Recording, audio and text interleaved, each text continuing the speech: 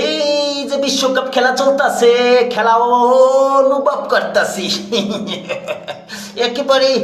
আমিও খেলতে আইছি।